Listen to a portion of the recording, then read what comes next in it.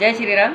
अब आगे की कथा में है कि राजा प्रताप भानु जो कि रावण थे, रावण बनेंगे अगले जन्म में। रावण के पिछले जन्म की कथा चल रही है, जहाँ पर वह कपट मुनि से मांगते हैं कि मैं बुढ़ापे और मृत्यु से, दुख से रहित शरीर हो जाए, संग्राम में मुझे कोई नहीं जीत सके और 100 कल्पों तक मेरा एकंटक राज्य हो इस पृथ्वी पर।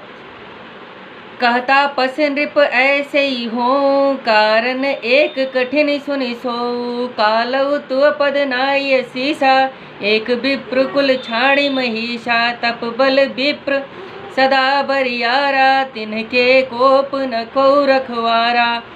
बहुत ही सुंदर चौपाई है कि तप बल विप्र सदा बरियारा, तिनके कोप न को रखवारा। जो विप्रन बस कह करे नरेशा, तव तो बस विधि विष्णु महेशा। चल न विप्र ब्रह्म कुल सन बरियाई, सत्य केतु कहूँ दो भुजा उठाई। विप्र साप बिनु सुनमय पाला, तोर न नाश कौने काला। हर्षे राव बचन सुनितासु, नाथ न होई मोर अवनासु। तव प्रसाद प्रभु कृपा निधाना, मो कहूँ सर्व काल कल्याणा। एव मस्तु कही कपट मुनि, बोला कुटिल बहोरी। मिलब हमार भुलाव निज, कहाँ तहाँ मैं न खोरी। अब क्या होता है कि राजा कहते हैं कि मुझे एकंटक राज्य चाहिए पूरी पृथ्वी पर, और वो भी 100 कल्पों तक। तब तपस्वी मुनि बोले कि हे राजा, ऐसा ही होगा, पर इसमें एक कमी है कि ब्राह्मण कुल को छोड़कर तुमसे काल भी डरेगा। कि ब्राह्मण का कुल ऐसा है कि अगर वह क्रोधित हो गया तो आपका नाश हो सकता है। बाकी इसके अलावा कोई आपको कुछ नहीं कह सकता। ब्रह्मा विष्णु महेश भी आपको कुछ नहीं कहेंगे अगर ब्राह्मण कुल आपके साथ हो।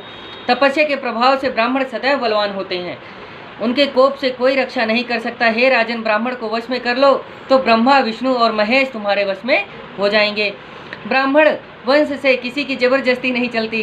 दोनों भुजा उठाकर मैं सत्य कहता हूँ, हे राजन सुनो, ब्राह्मण के शाप के बिना किसी समय में तुम्हारा नाश नहीं होगा। उस मुनि के वचन सुनकर राजा प्रसन्न हो गया कि अब मेरा नाश नहीं होगा। अब की प्रसन्नता से अब मेरा सब समय कल्याण होगा। कपट मुनि ने कहा, एवं मस्तु, ऐसा ही होगा। वन में हमारा मिलना तुम भूल जाना और किसी से मत कहना, क्योंकि उसे कपट करना है। तो उसने पहले ही कहा कि किसी और को मत बताना कि हम मिले थे।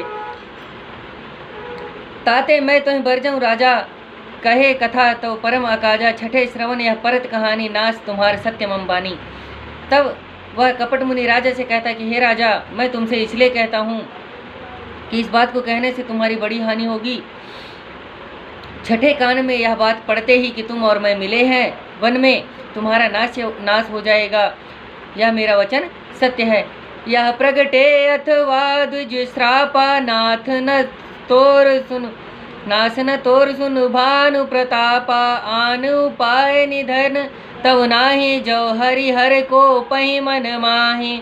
सत्यनाथ पद गहि नृप भाषा, द्विज गुरु कोप को कहूँ रखवारा। राखई गुरु जो कोप विधाता, गुरु विरोध नहीं को जग त्राता। जो न चलब हम कहे तुम्हारे, हो नाश नहीं सोचु हमारे।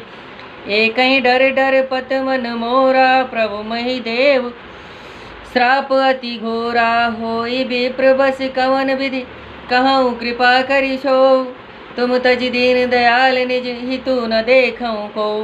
अब राजा जो है कहते हैं कि तब कपट मुनि कहते हैं कि हे राजा, मैंने तुमसे इसलिए मना किया कि छठे श्रवण यानी छठे कान में यानी छठे लोग को जैसे ही पता चलेगा कि तुम्हारा मेरा मिलना हुआ है, तुम्हारा नाश हो जाएगा। और दूसरा है कि या तो ब्राह्मण आपको श्राप दें, यह 2 कारण होंगे कि या तो आप किसी को बताएं कि मैं और आप मिले थे तो आपका नाश हो जाएगा, या फिर अगर ब्राह्मण आपको श्राप दे दें तो आपका नाश हो जाएगा।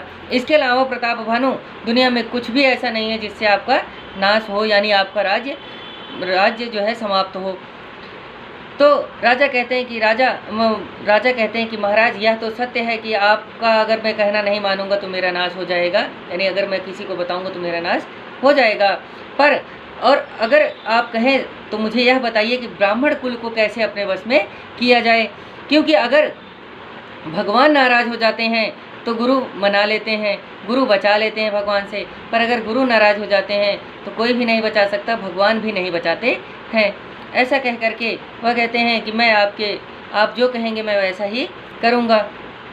अब मुझे वह उपाय बताइए जिससे हे महाराज दीन दयालु आपको छोड़कर और कोई अपना हितैषी नहीं दिखता है मुझे। आप मुझे वह बताइए कि ब्राह्मण कुल को कैसे अपने वश में किया जाए। अब इसी के साथ कथा में आप सब हमारे साथ बने रहे, उसके लिए दिल से धन्यवाद। अब आगे की कथा है कपट मुनि ने कैसे कपट किया प्रताप भानु से, जिसकी वजह से उन्हें रावण का जन्म मिला। और रावण जो कि पहले बहुत प्रतापी राजा थे, वह प्रतापी राजा कैसे थे उसकी कहानी अगर जाननी है तो आप हमारी पुरानी वीडियोज़ देखिए, उसमें आपको सब मिल जाएगा। जय श्री राम।